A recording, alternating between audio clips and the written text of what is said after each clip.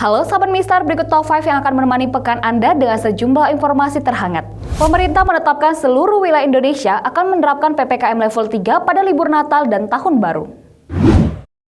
Libur Natal hingga Tahun Baru tampaknya tidak bisa kemana-mana kecuali di rumah dan hal-hal penting.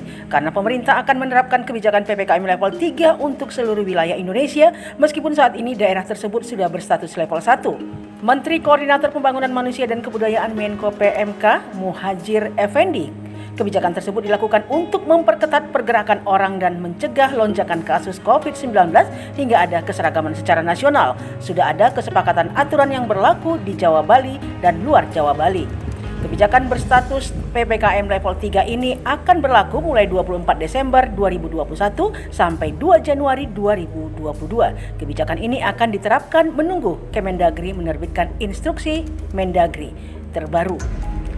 Menurut Muhadjir, kegiatan yang dilarang selama PPKM level 3 saat libur Hari Raya Natal 2021 dan Tahun Baru 2022 adalah perayaan pesta kembang api, pawai, arak-arakan dan kegiatan lain yang mengumpulkan kerumunan massa besar. Adapun untuk ibadah Natal, kunjungan wisata, pusat perbelanjaan, kata dia, pelaksanaannya akan disesuaikan dengan kebijakan PPKM level 3. Selain itu, pengetatan dan pengawasan protokol kesehatan juga dilakukan di sejumlah destinasi, terutama di gereja pada saat perayaan Natal di tempat perbelanjaan dan destinasi wisata lokal lainnya. Sebanyak 106 desa di Kabupaten Dairi akan bersiap menggelar pemilihan kepala desa. Meski menandatangani fakta integritas serta menyatakan siap menang dan siap kalah, namun pemilihan ini rawan konflik. Pemilihan kepala desa atau Pilkades akan berlangsung di sejumlah kabupaten Sumatera Utara termasuk Kabupaten Dairi. Sebanyak 276 orang calon kepala desa di Dairi yang akan ikut dalam Pilkades menandatangani 11 poin fakta integritas serta menyatakan siap menang dan siap kalah pada pemilihan kepala desa serentak yang akan berlangsung 25 November 2021. Meski penandatanganan fakta integritas sudah dilakukan, namun sinyal konflik Pilkades mulai terasa. Salah satu konflik Pilkades di Desa Pegagan Julu 6 Kecamatan Sumbul, Kabupaten Dairi yang kian memanas setelah salah satu calon kepala desa dianulir kepesertaannya menjadi calon kepala desa. 6 anggota BPD Desa Pegagan Julu 6 menolak keputusan Panitia Pemilihan Kepala Desa atau P2KD. Mereka menilai P2KD dalam penyelenggaraan tahapan mekanisme Pilkades dianggap tidak sesuai dengan Perda Dairi nomor 2 tahun 2015 dan Perbub nomor 47 tahun 2020. Berkaitan dengan 6 anggota BPD Desa Pegagan Julu 6 menolak keputusan Panitia Pemilihan Kepala Desa atau P2KD. Mereka menilai P2KD dalam penyelenggaraan tahapan mekanisme Pilkades dianggap tidak sesuai dengan Perda Dairi nomor 2 tahun 2015 dan Perbub Dairi nomor 47 tahun 2020 berkaitan dengan penetapan bakal calon kepala desa menjadi calon tetap kepala desa Pegagan Julu 6 tahun 2021.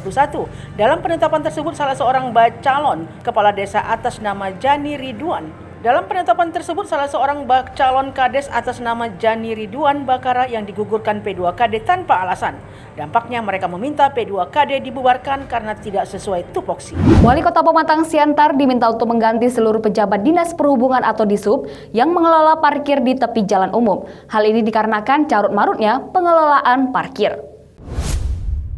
Lagi-lagi parkir menjadi persoalan, mulai dari keresahan masyarakat, pelayanan perparkiran termasuk soal keamanan kendaraan, hingga persoalan jumlah target yang tidak tercapai.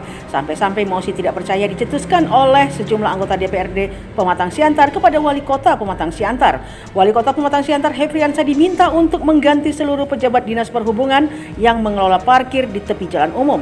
Hal ini tertuang dalam laporan hasil rapat pembahasan RAPBD tahun 2020 Komisi 3 DPRD Kota Pematang Siantar yang ditujukan kepada pimpinan DPRD. Permintaan penggantian pejabat itu disampaikan menyusul carut-marutnya pengelolaan parkir dan semakin menurunnya PAD yang bersumber dari retribusi parkir tepi jalan umum. Bukan itu saja, dalam laporan hasil rapat pembahasannya, Komisi 3 DPRD Pematang Siantar juga meminta agar pelaksana tugas atau PLT Kepala Dishub Perdamaian Silayan segera diganti. Permintaan ini muncul karena Perdamaian Silayan tidak hadir tanpa pemberitahuan maupun pendelegasian wewenang secara tertulis kepada jajaran secara tertulis dalam rapat pembahasan RAPBD tahun 2022. Ketua Komisi 3 DPRD Kota Pematang Siantar Denny TH Siahaan mengakui laporan hasil pembahasan RAPBD tahun anggaran 2022 di Komisi 3 itu nantinya masih akan dibahas di dalam rapat gabungan komisi. Menuju akhir tahun, penyerapan APBD kabupaten atau kota di Sumatera Utara belum mencapai 50%. Mendagri mencatat terdapat 8 kabupaten kota termasuk kota Medan. Menteri Dalam Negeri Tito Karnavian menegur sejumlah pemerintah daerah di Sumatera Utara dengan serapan anggaran pendapatan dan belanja daerah atau APBD yang rendah. Berdasarkan catatan Mendagri, ada 8 daerah di Sumut dengan serapan APBD yang masih di bawah 50%. Tito Karnavian yang hadir mendampingi Wakil Presiden RI Ma'ruf Amin di Medan Rabu lalu mengatakan, adapun daerah yang penyerapan APBD rendah itu yakni Kabupaten Labuan Batu Selatan sebesar 49,62%, Kabupaten Mandeling Natal 49,40%, Kabupaten Nias 49,22%, Kota Sibolga 46,92%, Kota Medan 46,22%, Kota Tanjung Balai 45,37%, Kota Padang Sidimpuan 44,98% dan Kabupaten Karo 43,54%. Rendahnya penyerapan anggaran itu menurut Tito menunjukkan adanya uang yang tertahan atau belum sampai ke masyarakat. Padahal belanja pemerintah menjadi salah satu andalan dalam meningkatkan akselerasi ekonomi di tengah pandemi. Tito pun meminta agar pemerintah daerah segera mempercepat penyerapan anggaran pada 2 bulan tersisa di akhir tahun ini. Dia tidak ingin APBD yang ada justru lama mengendap di perbankan dan tidak diberdayakan untuk mendongkrak perekonomian. Sebelumnya Presiden Joko Widodo meminta seluruh kementerian untuk mempercepat realisasi belanja sesuai pagu dari anggaran pendapatan dan belanja negara atau APBN sebelum tutup tahun. Begitu juga dengan pemerintah daerah agar mengebut belanja APBD mereka. Hingga Jokowi menginstruksikan Menteri Dalam Negeri Tito Karnavian untuk melihat realisasi serapan belanja dari para pemerintah daerah, tak cuma realisasi APBN dan APBD. Jokowi juga meminta agar kementerian atau lembaga turut mempercepat realisasi belanja dana pemulihan ekonomi nasional. Pasalnya, beberapa klaster realisasi masih belum mencapai 100%.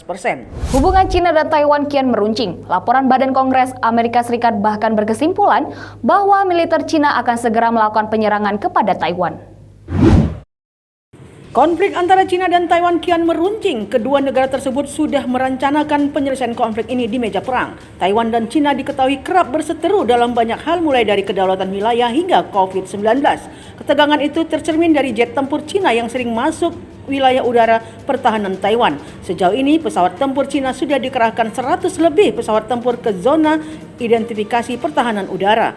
Ketegangan ini juga memicu Presiden Taiwan Tsai Ing-wen meresmikan skuadron pertama pesawat tempur F-16V.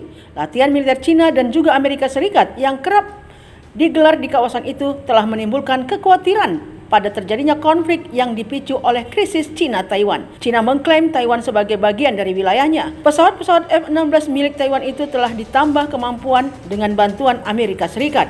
Meskipun tidak memiliki hubungan diplomatik, namun Amerika Serikat menjadi pendukung dan pemasok senjata utama hingga langkah itu menyulut kemarahan Beijing.